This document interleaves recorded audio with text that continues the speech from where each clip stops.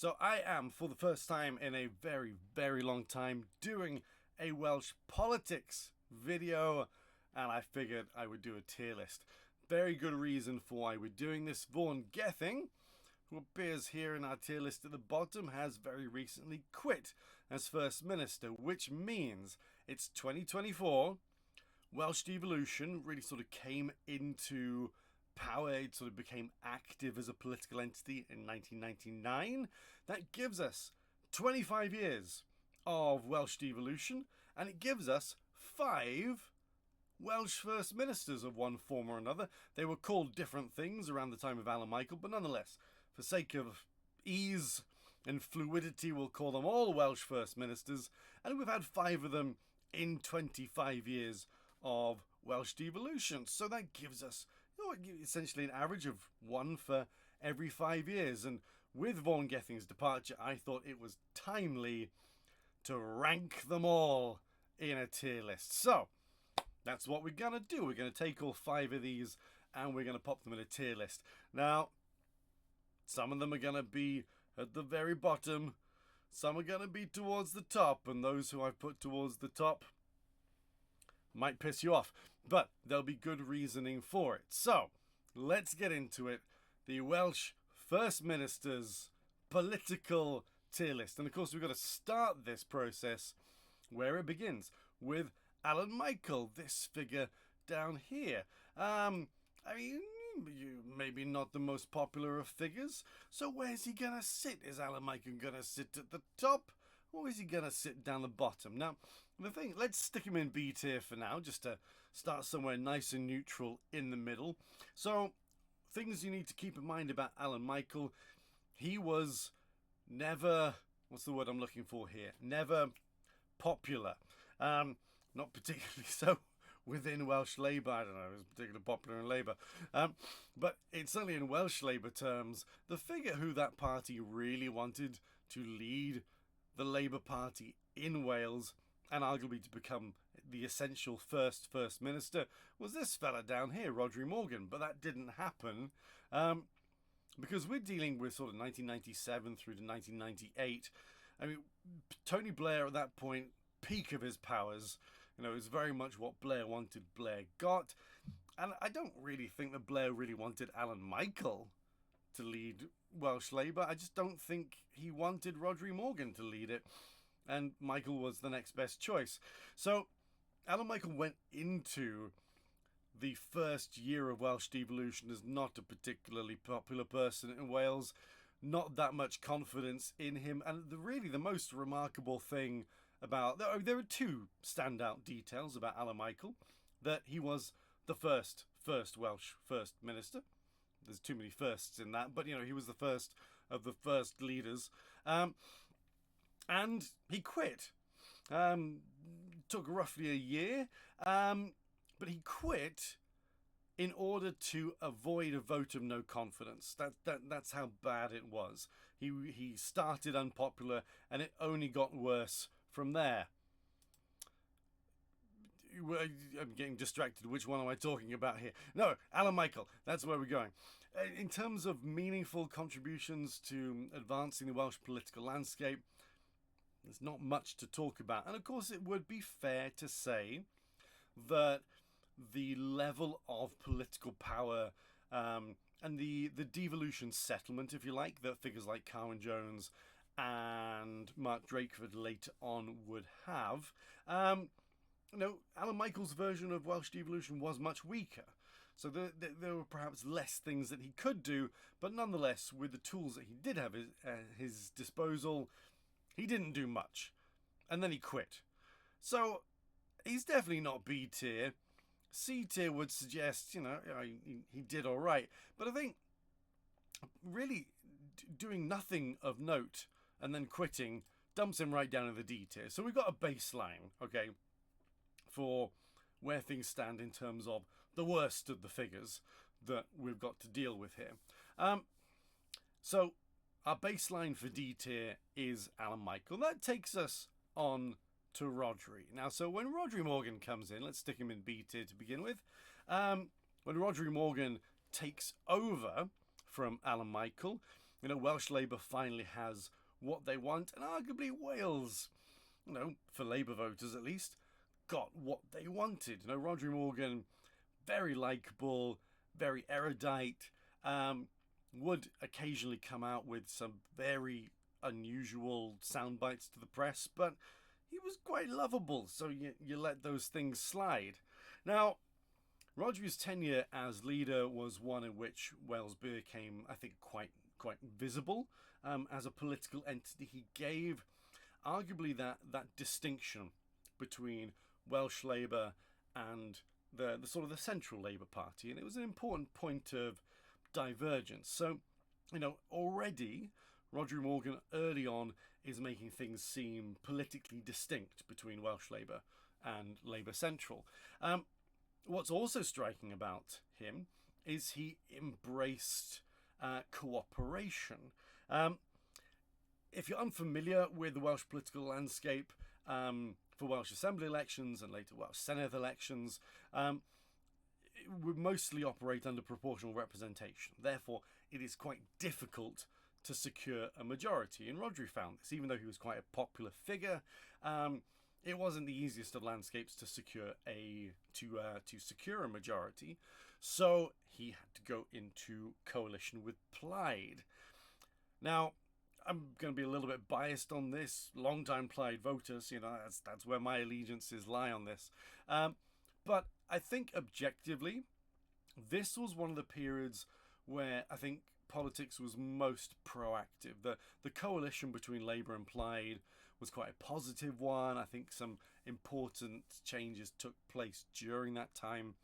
And I think critically, the foundations for the very successful 2011 referendum on greater lawmaking powers for Wales was established during this period of time. So Rhodri Morgan, by comparison, he's definitely done, he achieved way more than I think C tier level. So I think he's sitting up here. Is he A tier?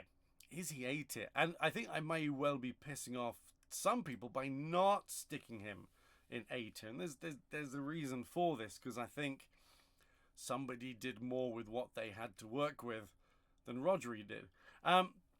Rhodri certainly puts, I think it's a tricky one because he's in this sort of territory. He's A-B, right?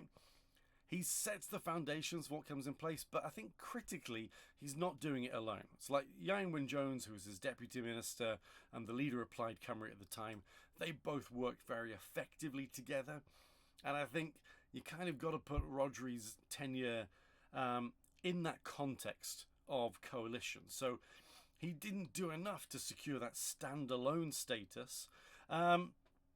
And as a result, I don't know, maybe we'll come back to that. But I'm going to stick in B tier at the moment. I think Rhodri is close to A tier, but we'll come back to him. We'll come back to him. Carwyn Jones, the heir apparent to Rhodri Morgan. When it came to the leadership election, sometimes we talk about coronations in politics. This was very much a coronation. It was like Carwyn was just there, ready and waiting just to be handed power by Rhodri. And it wasn't plain sailing early on. Carwyn didn't secure a majority as Welsh Labour leader. There was a close run thing between him and Leanne Wood to actually become First Minister. There was this bizarre potential for a coalition between Plaid, the Welsh Conservatives, and UKIP of all things. It was a strange time in politics for Wales, but nonetheless, Carwyn eventually secures a minority leadership, which ultimately kind of gave us our next coalition, because the Welsh Liberal Democrats were eviscerated at the time of Carwyn's leadership, but you did have figures like Kirsty Williams, who then sat in his cabinet. So it was a very small coalition because there was one Liberal Democrat to work with, but they worked together, and that gave him enough of a majority. Now, here's the thing with Carwyn. Okay, so he's in power when the 2011 devolution referendum takes place, the second referendum, where there's a far more popular body of support for strengthening the Welsh Devolution settlement, and it seems like Wales as a country gets more comfortable with devolution and sort of runs with it, votes far more heavily in favour of it. Pretty much the entire country says, yes, let's have more devolved powers, and gives it to Welsh Labour under Carwyn. So you could be saying, oh wow, Carwyn, he delivered. He delivered the 2011 referendum. Yeah, kind of. But at the same time, Rhodri and friends were the people who really set the ball in motion. And Carwyn just sort of received the rewards of the work of others, if you're being cynical about this. Yeah, a little cynical. Carwyn was in a position of power, not really challenged, and really he became sort of frequently mocked by what then became the Conservative Liberal Democrat coalition in Westminster for being very vocal in terms of complaining about Westminster being the cause of problems in Wales and then not really doing anything. And Carwyn was a great complainer. He was very good at pointing fingers and saying, yeah, that's not great. Don't know what to do about it, but I can tell you it's not great. And he was very talented in terms of communication, but a little sketchy in terms of ideas. And then, of course, the end of his tenure was marked by narratives of sort of potential bullying. There was a likely suicide in relation to one of his former cabinet members. The end of his tenure was messy and dirty might be the best description for it. But really the thing for me with Carwyn is he had so much legacy and power and momentum at his disposal, and he just didn't do anything with it. It really sort of felt kind of like with Alan Michael, but for a much, much longer period of time. He sat there looking at him and thinking, what did you do, Carwyn? Very little is happening. And it felt like Welsh politics kind of stagnated under his leadership, and that was frustrating and disappointing. So he definitely achieves more than Alan Michael, because it's hard not to, but I think his impact and legacy is lesser significantly than Rhodri's, which brings us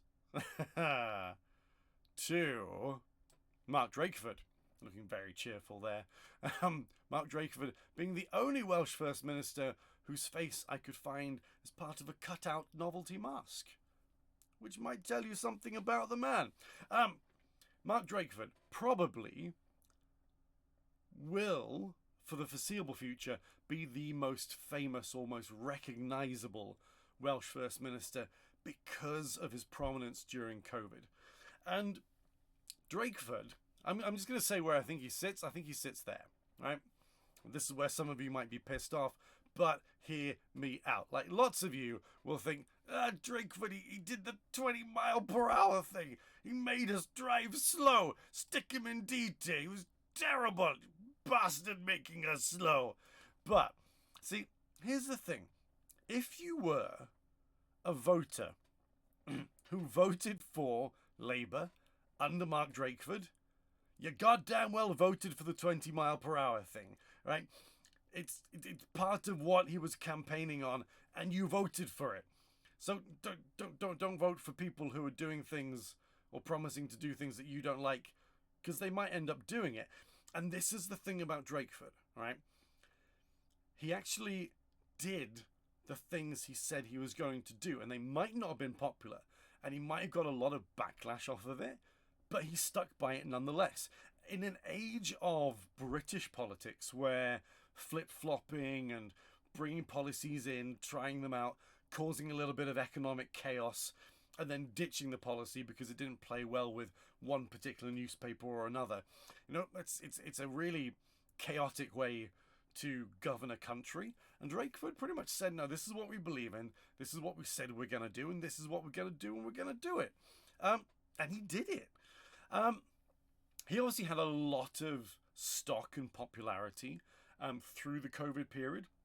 Probably of all the ministers or political leaders within Britain, Drakeford probably stood out as the figure that was most well received consistently. And, you know, regardless of what you think about Drakeford, at the end of his tenure and the 20-mile-per-hour thing, I think it's without debate that he came across best during the COVID period.